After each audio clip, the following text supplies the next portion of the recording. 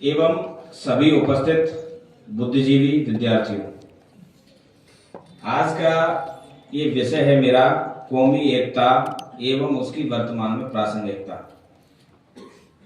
तो देखो, सबसे महत्वपूर्ण बात यह है कि इस कौमी एकता के लिए काफी प्रयास देश के स्वतंत्रता सेनानियों ने किए, जिनमें गांधी जी सर्वप्रमुख हैं। लेकिन जो ये सांप्रदायिक सद्भाव के न होने की समस्या है, वह आज भी देश और दुनिया में विद्यमान है। इसीलिए इस प्रकार की विचार गोष्ठियां हमें करनी पड़ रही हैं। तो निश्चित रूप से इस क्षेत्र में अभी काम होना शेष है।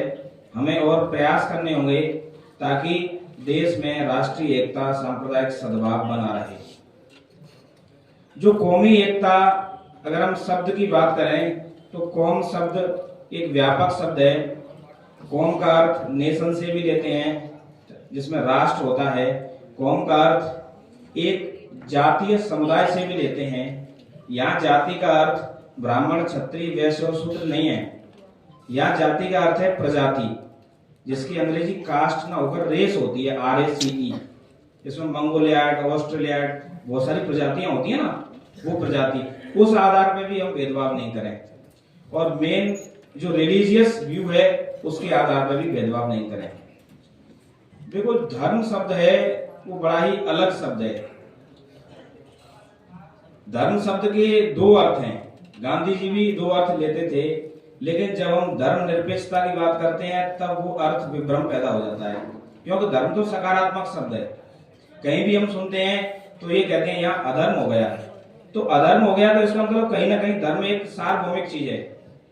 धर्म का अर्थ, जैसा कि गीता में गांधी जी स्वीकार करते हैं, वो कर्तव्य से लेते हैं। वो कहते हैं धर्म शब्द संस्कृत की द्रि धातु से बना है, उसका अर्थ है कर्तव्य। धारयति इति धर्म, जिसको धारण किया जाता है वह धर्म है। न कि संकुचित अर्थ में हम धर्म का उपयोग करते हैं, हिंदू, मुस्लिम, सिख, ईसाई, ये संकुचित अर्थ है। और व्यापक अर्थ है धर्म का कर्तव्य एवं न्याय। लेकिन हम देख रहे हैं देश और दुनिया में कर्तव्यहीनता एवं अन्याय दिखाई दे रहा है, भाईचारे का अभाव दिखाई दे रहा है। तो गांधी जी प्रासंगिक हो जाते हैं, क्योंकि गांधी जी का जो संपूर्ण जीवन दर्शन है, उस जीवन दर्शन में उन्होंने सत्य, अहिंसा, ईमानदारी, सदाचार, सदासहता, सहिष्णुता, इन सारी चीजों की बहुत अच्छे से व्याख्या की है और अपने जीवन में उसको डाला भी है। हम बात करते हैं, एक विचारक हैं सैमुअल पी हंटिंगटन। हंटिंगटन एक राजनीतिक विचारक हैं। उन्होंने एक पुस्तक लिखी, द क्लैश ऑफ सिविलाइजेशन, सभ्यताओं का टकराव। और उस पुस्तक में उन्होंने ये बताया कि अगर दुनिया में तीसरा विश्व युद्ध होगा तो कहीं ना कहीं वह एक धार्मिक विचार को लेकर हो सकता है। तो ये बात सच है कि कहीं ना कहीं हमें इस क्षेत्र में काम करने की आवश्यकता है। आज हम देख रहे हैं कि उदारता कम होती जा रही है और दुनिया में कट्टरतावाद बढ़ता जा रहा है। और कट्टरतावाद जितना हावी होगा, उससे राष्ट्रीय विकास प्रभावित होता है।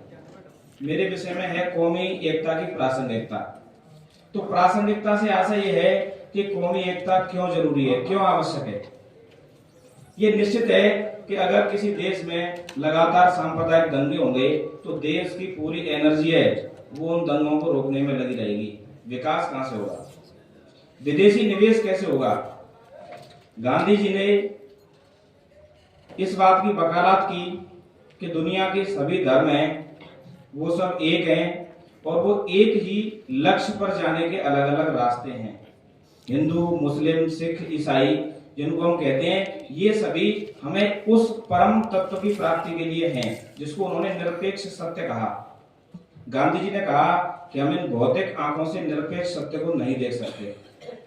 शुरुआत में उन्होंने स्वीकार किया अपनी आत्मकथा में कि ईश्वर ही सत्य है, और बाद में इसको बदला और कहा कि सत्य ही ईश्वर है, क्योंकि उनको यह आशंका थी कि कहीं निरीश्वरवादी हैं वो ईश्वर को नहीं माने, तो उन्होंने ईश्वर को सत्य का रूप दिया। तो गांधी जी का जो पूरा जीवन दर्शन है, उस जीवन दर्शन में उन पर वेदों का असर था। उपनिषदों का असर था, गीता का असर था। वो कहते थे ब्रह्म सत्यम जगत मिथ्या। इसका आशय ये था कि जो दुनिया में सत्य है, जिसकी सत्ता है, वह ब्रह्म है, और ये जगत है, ये एक तरह से चलायमान है और अस्थिर है, स्थिर नहीं है। गांधी जी के एक मित्र थे, उनका नाम था, ईसाई मित्र थे, मिस्टर कोर्स।